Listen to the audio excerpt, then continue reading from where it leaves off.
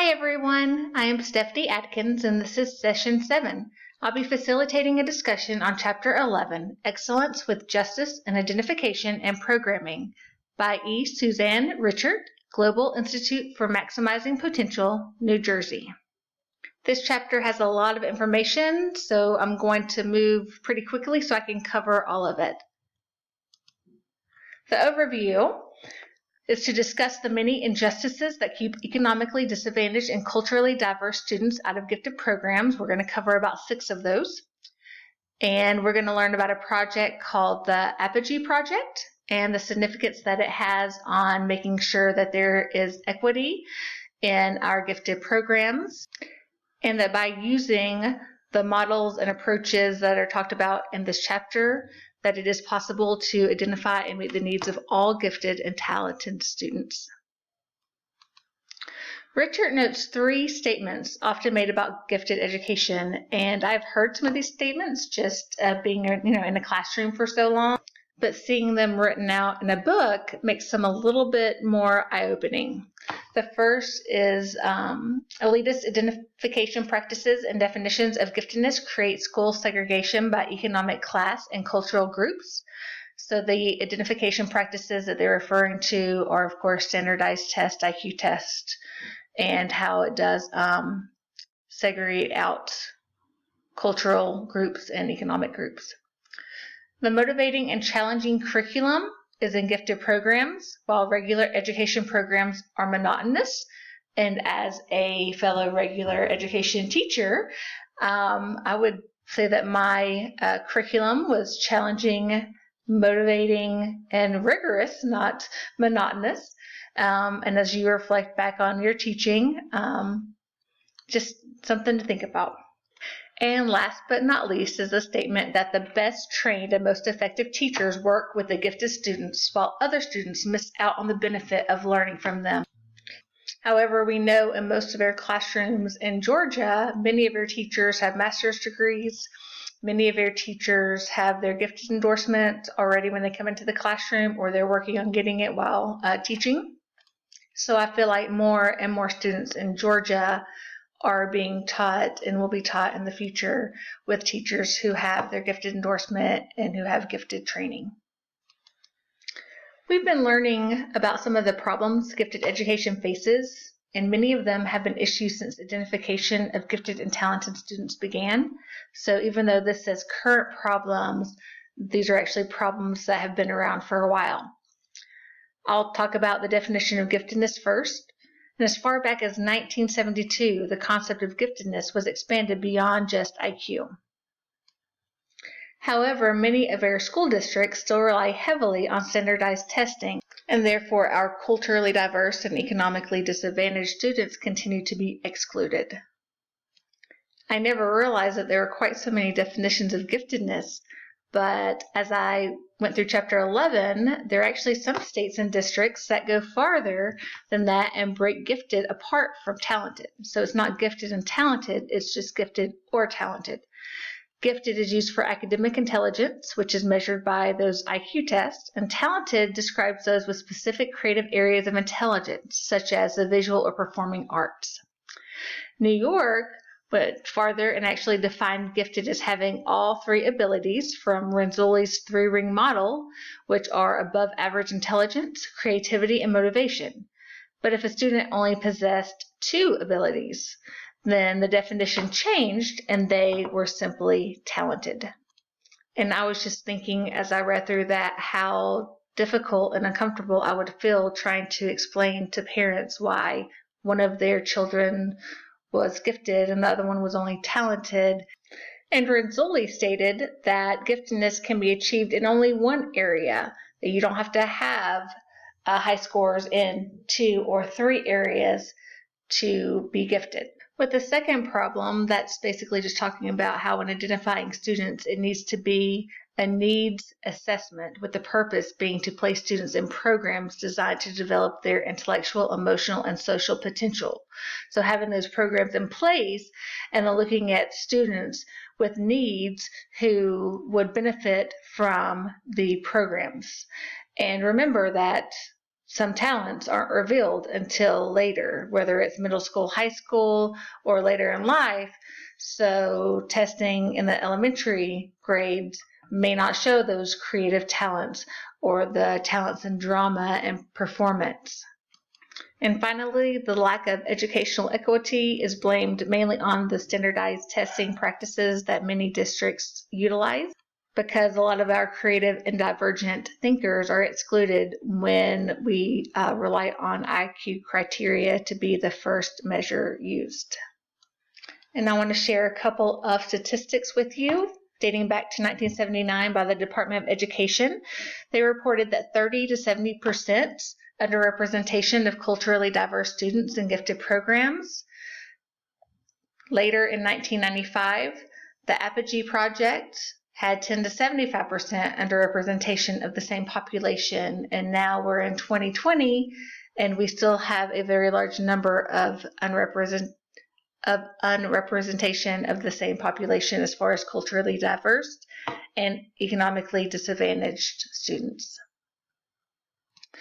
There are 3 remaining issues that we're going to address quickly that she addresses in Chapter 11. Many times standardized test scores are given a higher weight when using multiple measures. For example, when districts require the standardized test measure to be met first, that high score has to be met before further testing is done. So that cuts out or eliminates your students who are quote-unquote the masters of some and the current quote-unquote masters of none, who are those students who haven't developed their gifted potential yet. So again, the issues in the test and the test results, even though some districts are using multiple criteria, if the first component is standardized testing and that score has to be met before further testing is done, then we are excluding our culturally diverse populations and are therefore left with the elitist program design. I think about the criteria or the measures that are used as being a piece of a puzzle, and they need to be evaluated separately before the puzzle can be completed. So we shouldn't stop with just standardized test scores. We should look at all the areas of motivation, creativity, the teacher recommendations, the parent recommendations, all of these different pieces that we have, and together they shape our view of the student or the child. So now we're going to look at Project Apogee, which stands for Academic Programs for the Gifted with Excellence and Equity. There were over 30 schools and 8 school districts in New Jersey that this project was in, and they worked with student populations from 185 to 28,461, depending on whether we're talking about an individual school or the school districts in total. There were 2 to 87% poor and culturally diverse students between the schools and the districts. And the use of ethical and equitable principles for identification is what made this project so important. The result of Project Apogee was over 3,000 students were identified for gifted services, with more than 60% from poor and culturally diverse populations showing gifted potential. And these were not based on IQ tests. These were going farther than that and using the different measures to assess these students, and we'll talk about those in just a second. In 1993, the federal definition of giftedness changed a little bit to include children and youth of outstanding talent perform or show the potential for performing at remarkable high levels of accomplishment when compared with others of their age, experience, and environment. So we need to be comparing the children with others of their same age, same experiences, and same environment. And that's how we get our definition of giftedness. Many local districts, however, still identify students by academic achievement, teacher recommendations, grades, and predominantly standardized tests, all of which has cultural bias. However, these local districts should identify students by grouping information by their various demographic groups, such as their economic class, their culture, their gender, and by doing this, the goal for the project was to eliminate the bias with cultural diversity and economically disadvantaged students. At this point, the students were selected based on their highest score, and it could be their IQ score, or parent recommendation, or teacher recommendation, or even their self-nomination. And self-nomination was something that I was not familiar with because we didn't utilize that at any of the schools I have taught at.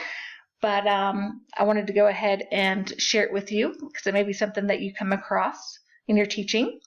The self-nominations usually start around 4th grade, and students are asked to express their interest in different programs, such as ones that show intrinsic motivation, ones that encourage creativity and risk-taking.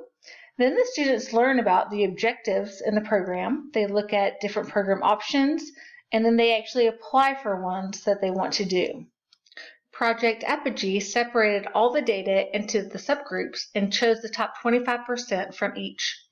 This created a pool of students who were included instead of excluded. Looking into the classroom, how do we meet the needs of these learners that are coming in with all these different areas of giftedness and different programs? And what I found out was that intensive classroom teacher training was required. The Apogee program used Rickert's Maximizing Potential model, and it included intense training. So the process didn't just happen over a day or a month or a year. It was actually over 2 years. And there were 45 hours of direct training, 10 to 30 hours of follow-up sessions, and on-site in-class coaching sessions. And they were actually trained to use 36 strategies for maximizing cognitive, affective, and ethical potential. Teachers then could differentiate based on interests, learning styles, and achievement levels. Elementary was a little more difficult because when you're self-contained, which means that one teacher is teaching all the subject areas for her homeroom or her classroom throughout the year, you have to regroup your students. So that way you don't have that homogeneous grouping of all your gifted kids in one class. You have them mixed in with the general ed students as well. So what ended up happening was they regrouped students for a minimum of 45 minutes during their reading block.